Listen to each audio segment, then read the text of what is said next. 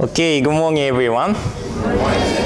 And welcome to today's service. How many people saw the eclipse last week or last Sunday?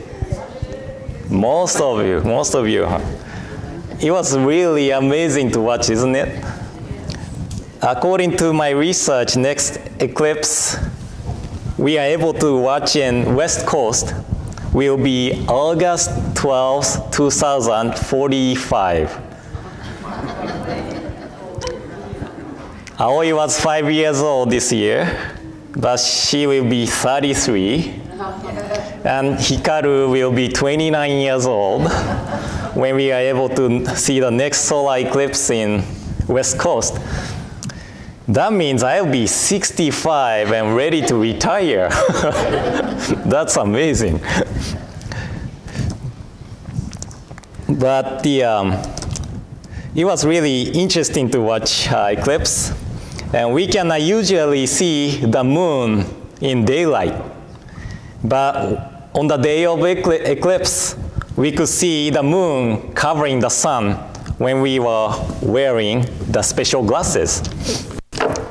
And this reminded me of one of the poems written by a Japanese poet, Misuzu Kaneko, titled Stars and Dandelion. And today I want to share this poem with you. And this is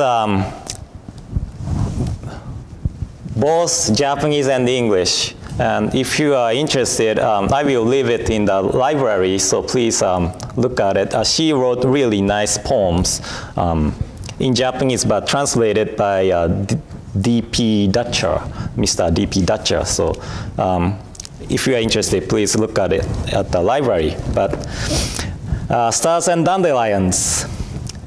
Deep down in the blue sky, like pebbles on the ocean floor, they lie submerged till dark comes. Stars unseen in the light of day, you can't see them, still they are there. Even things not seen are there.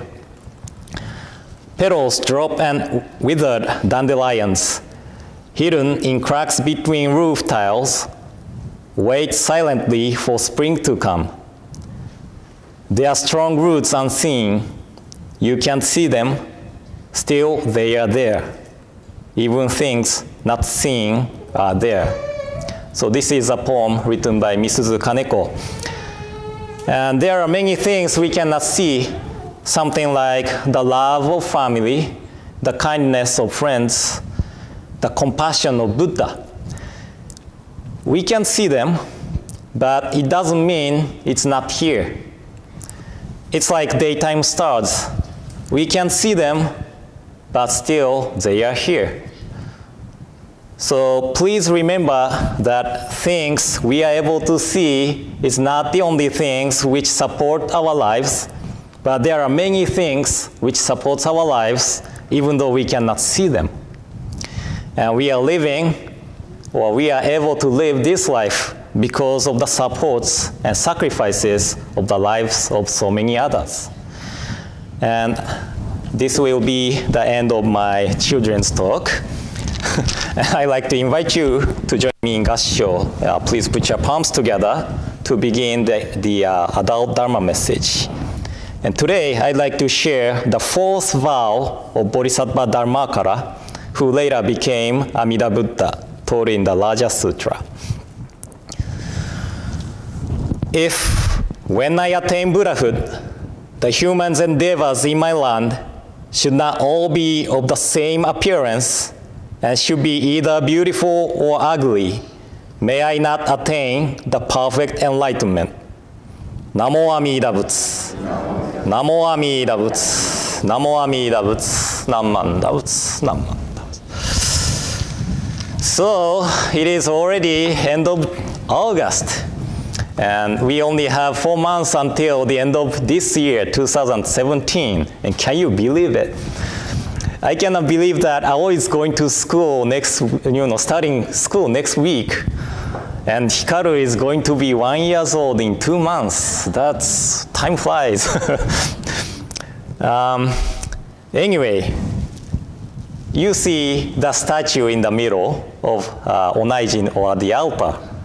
Do you know who that is? Or do you know what statue that is? Amita Buddha. You know many things. That's Amita Buddha, not Shakyamuni Buddha, Amita Buddha, right? And do you see spiky thing or radiating behind Amita Buddha's statue? Do you see it? Do you know how many of them? No? 48. Well, somebody said 48. That's the correct answer. There are 48 of them. And this is same to Amita Buddha on the scroll.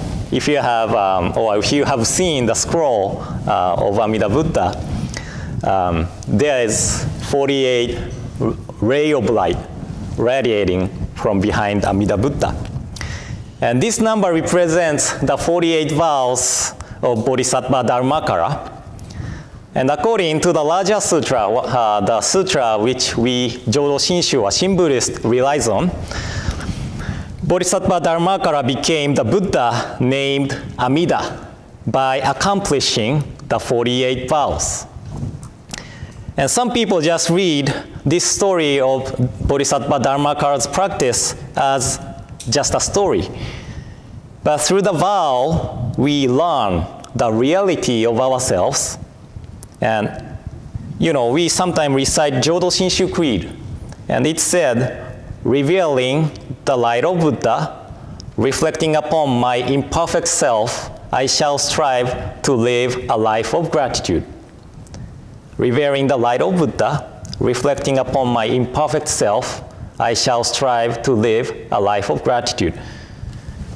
The Shin Buddhism is the Buddhism of daily lives. Buddhism of daily life. We don't come to temple to sit to meditate. We don't chant continuously, but we listen to why these vows had to be established. We realize the reality of ourselves through listening to the origin of the vows and try to live accordingly with the Buddha's compassionate mind. And there is a word by one of the 7 Pure Land masters from China named Chantal. He said, learn the Buddha's compassionate mind. Learn the Buddha's compassionate mind. But what does the word learn means? Can you explain what does the word learn means? Is it to study sutras? Is it to listen to the Dharma talks? What does the learn mean? Understanding? Study and put it to practice. Everybody has good ideas.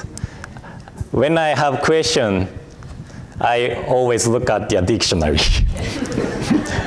And according to the Oxford Dictionary, the word learn means gain or acquire knowledge of, or skill in something by study, experience, or being taught. Gain or acquire knowledge of or skill in something by study, experience, or being taught. So when we think about when we first learned language, I think we imitated what the people around us are saying. Hikaru, he is 9 months old, almost 10 months old. So he just says something like, da, da, da, da, da, da. But Aoi, my daughter, she is 5 years old. So she asked us something like, how to say apple in Japanese? Or how to say Budo in English. And she imitates what we have taught her. However, sometimes teaching Japanese is really difficult because the word Budo, I said Budo, could be grape and could be martial arts. So if I mistakenly taught Aoi Budo as martial arts, then she would say funny thing in English. Dad, I ate martial arts today. It doesn't make any sense, right? But it is same to Namiko and I. We are still learning English. But it does not mean we are studying textbook or something. But we are living in the English world, and we are trying to imitate how to pronounce the word by listening to the people around us. So when I first assigned to Buddhist Church of Florence, I wasn't sure how to pronounce the word selfish. Now I know that where the accent comes because one of the members told me, but I was pronouncing the word selfish as selfish. So it sounded like we are selling the fish, right? So today I like to understand the word to learn means to imitate, to imitate. Then what does imitate the Buddha's compassionate mind means? And what I shared at the beginning is a fourth vow of Bodhisattva Dharmakara taught in the Raja Sutra. And please allow me to share the vow again. If when I attain Buddhahood, the humans and devas in my land should not all be of the same appearance and should be either beautiful or ugly, may I not attain the perfect enlightenment. So why Bodhisattva Dharmakara had to establish a vow like this? That is because we judge people or things by our own values. And in accordance with our own values, we say something like, I like this, I don't like this, I love this, I hate this. Let's use the color as an example. Some people love yellow, some people love white, and some people love black. But some people may not like the colors we like. We are just relying on our own value of like and dislike, love and hate. This is our reality. And this mind leads us to the discrimination. But according to the fourth vow, there is no beautiful or ugly in the realm of enlightenment. The vow said, everyone will be the same appearance. It means we have differences of the appearance in this world. That is why we discriminate people, or we distinguish people. So the Bodhisattva Dharmakara had to establish this vow to let us know the reality of ourselves, of being stuck in our own value. And this vow is letting us know that the importance of respecting each other and nurturing our friendship regardless of our appearances. So this is the compassionate mind of the Buddha. And we cannot see every people as Buddha does, but we imitate how the Buddha sees people. So in this world, we see and we hear many sad news regarding the conflicts of religions, ethnicities, and colors of skins. But we all have same noble life, regardless of our belief or appearances. This life is a life which had been transmitted from the distant past and supported by the lives of so many others. But we add values to each people by our own selfish distinction. So through listening to this fourth vow of Bodhisattva Dharmakara, we realize our reality of being stuck in our own value. And by knowing the foolishness of relying on our own values, we begin to understand the importance of learning or imitating how Buddha sees every people. So, this is the life of Shin Buddhist. We come to the temple and listen to the Dharma talks based on the teaching of Amita Buddha. And we reflect it in our daily lives and try to imitate the compassionate mind of Amita Buddha. So I hope today's talk gave you something to think about. And some people said, "Oh, Sensei, today's talk was really great, but I will forget when I leave the temple." But please try to keep today's talk in your mind. So thank you very much for coming to today's service. And in closing, please join me in Gassho. Please put your palms together.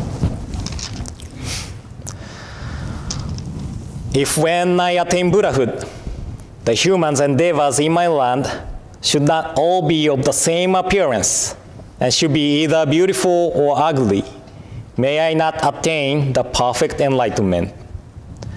Through listening to this vow, we realize the importance of living our daily lives in accordance with the Buddha's compassionate mind.